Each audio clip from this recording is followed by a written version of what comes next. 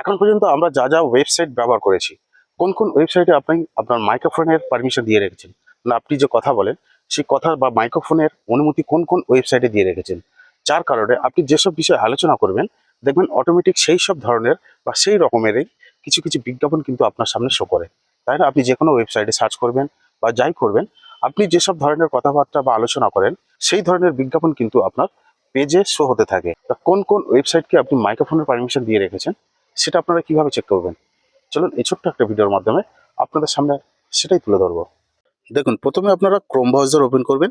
Chrome browser open করে উপরে three dot menu আছে, ওখানে ক্লিক করে এখান থেকে সেটিংস যে অপশনটা আছে এই সেটিংসে আপনারা ক্লিক করবেন। সেটিংসে ক্লিক করার পরে এখানে নিচে আসবেন, একটা অপশন পাবেন দেখুন, সাইট সেটিং। এই সাইট সেটিংয়ে আপনারা ক্লিক করবেন। ক্লিক করার পরে এখানে দেখুন মাইক্রোফোন বলে একটা অপশন পাবেন। এই মাইক্রোফোন অপশনটার উপরে ক্লিক করবেন। ঠিক তারপরে আপনি যে সাইটগুলো যে ওয়েবসাইটগুলোর মাইক্রোফোনের পারমিশন দিয়ে রেখেছেন, এখানে যদিও আমার শো করছে না, যদিও আমি পারমিশন দিয়ে রাখিনি তাই। তা আপনারা যদি পারমিশন দিয়ে রাখেন তাহলে এখানে প্রত্যেকটা ওয়েবসাইট কিন্তু শো করবে। আর এখান থেকে আপনারা রিমুভ করার অপশনও পেয়ে যাবেন। আপনারা চাইলে কিন্তু রিমুভ করে দিতে পারবেন। ধন্যবাদ।